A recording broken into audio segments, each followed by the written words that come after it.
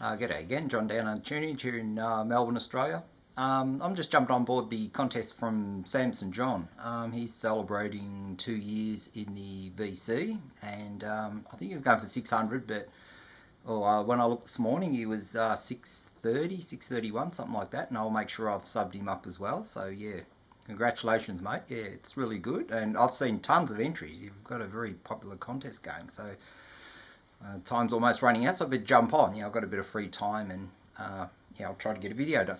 Right, what do you got? 5 questions. First one is show a box set, and I don't have a real lot, but this was one that I've just got recently. I don't usually like that word, but grail. This is the vinyl of Kate Bush's This Woman's Work from 1990. Yeah, when this first came out, it was you could get vinyl, cassette, and CD, and of course CDs were popular in 1990, so I got the CD version and passed this one up. But yeah, it was one of those ones that not many vinyl ones would have come out, and it's taken me a long time to get one. I got one just before all this Stranger Things kerfuffle thing, so that was good because it wasn't as crazily expensive as it probably is these days. Yeah, it's a lovely thing. It'd be hard to show this on camera because it's such a bulky, but it's just got like a lift-off box, and it had all the albums from the Kick Inside, and goes right through to the Central World, which had come out in 1989. It's this one. It's quite a beautiful copy, and it's still got the stickers, all those KT logo sticker sheet, so that's still with it. And what was good about this one is she had like 3 albums worth of sort of extra tracks, like 12-inch mixes, B-sides and stuff like that. And they were on the CD. You only get it's because it only took up 2 CDs in that, but on the vinyl you actually get 3 of them. And that's what they look like there. And some beautiful artwork on that one. And the extra album 2, which another one, the Sat in Your Lap picture on that. And the third of them. They're all pretty plain on the front, of course, but and there's one of the Ninth Wave pictures. So this was one of those ones that I'd always sort of wish I could have got a vinyl, but I only had the money way back then to get one item, so that was the only one I got. And it's also got a beautiful booklet, which is why vinyl is so much better than CD in terms of collecting stuff, because you get such a much bigger picture. So that's what it starts. Beautiful glossy paper, and you get all the. This looks like an Experiment 4 one there. A couple more, but it's a really nice picture book. Very hard to hold it up, and all the glare spots and that from the lighting here. But so that was a box set that I've really looked forward to get for so many years, and finally do have one now. So that's my one for the box set. What do we got on the second question? Question 2 is artists seen live, and I've said a few times I just do not see many artists, and I can show you every artist that I've seen live in about 30 seconds. First one, when I first going out misses up in Sydney, we saw Nick Cave at, I think it was a Hordern Pavilion in about October 92. That was the first concert I actually went to that was probably what you call a proper artist, and you pay money and all that sort of thing. So the first one I ever went to was Nick Cave. Second was, what year was this? About 94, 95, and that's Michael Nyman. He did a lot of Greenaway scores. He's a classical sort of composer. Really wasn't bad. He has absolutely no audience interaction. Pity Mrs. D's on here because we always have a laugh about it. But Miss Michael Nyman, he was at, I think, Hamer Hall here in Melbourne. Like I said, about 95, I think, from memory. But this is a soundtrack for one of those brilliant Greenaway films for the Draftsman's Contract. And the third one was just a month ago, just over a month ago, and Sisters of Mercy. And yeah, there's the BBC sessions. Yeah, this is the record store day from a couple of years ago. And yeah, I want to show this because the third record, or the third side, because it's one of those strange ones. It's only got three sides. Like, it's 2 albums, but it's got just three sides. One's blank. I don't know if I can figure out which one it is. Yeah, it's this one. Yeah, because this has got No Time to Cry and Emma on it. And the reason I'm talking about Emma is because I had this woman screaming in my ear the whole time. Most of the time the concert was on, play Emma for us, play Emma for us. So, so when I play that now, I can think, that's who that one reminds me of. But yeah, really nice looking set. It's like a smoky greyish brown vinyl, which of course, yeah, everything's coloured and pretty these days. So that's all the ones I've ever seen in concert. So that was a pretty easy question to answer and a complete one. Then your next one is to show a sealed LP, and I'll go for Kate again.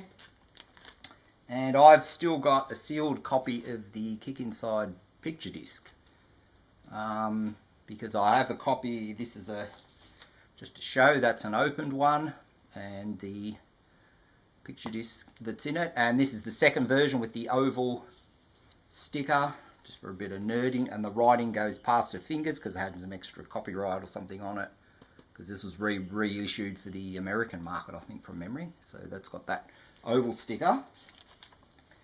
And of course the very first version of it had a round sticker, and the writing on that is, it only goes just to her fingertips. So that, and this one's quite a bit rarer. This is probably half as much again as I think the represses go for about, say $100, and this would easily get $150 because it's the circular sticker and first version. But yeah, I got a seal one because I just got it for a good price with a group of other Kate Bush stuff that somebody had, and I've had no reason to open it, and I bought this in probably 1988, and yes, I've still got it, and it is still sealed.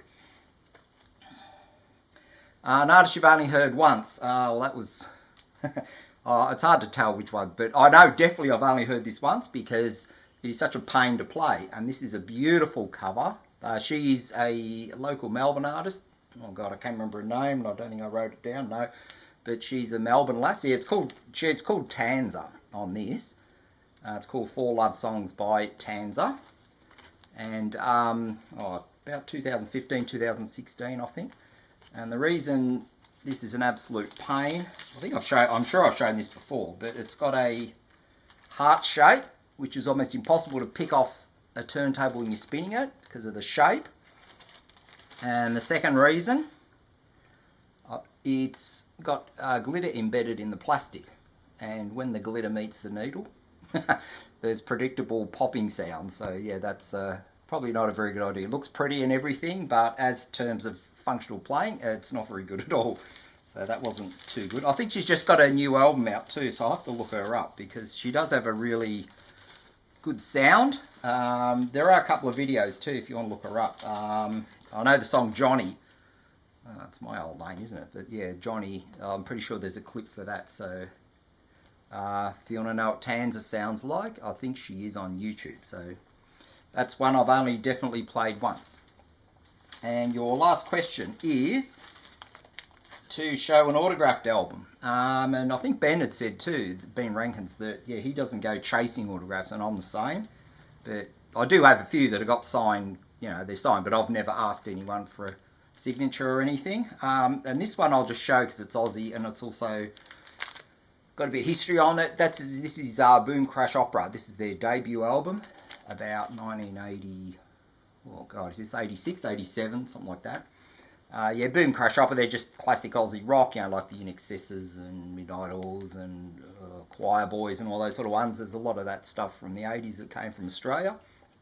And this was their first band. And this has on it to Billy, Thanks for Your Youthful Enthusiasm, and Rich. And Rich is Richard Pleasance, who was one of the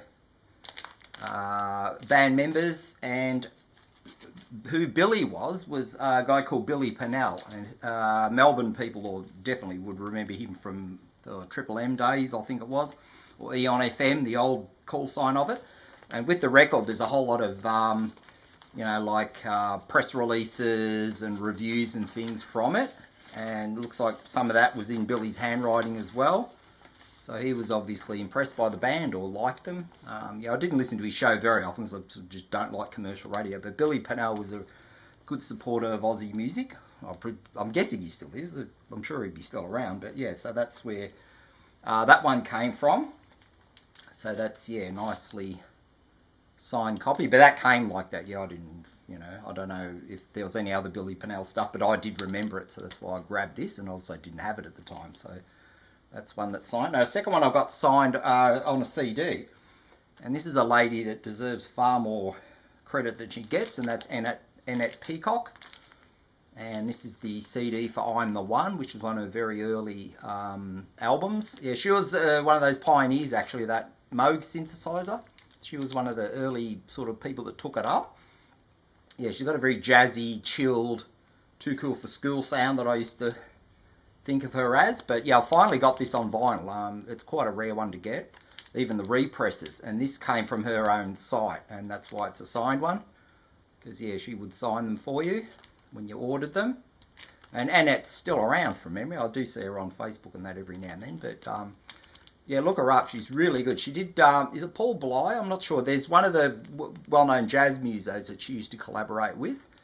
Or Bill Bruford, I'm not sure. But it's one of the, I just haven't found that record. But these jazzy sounding things, she's really good. I think this is very early 70s from memory. But it's definitely signed, and signed by Annette herself.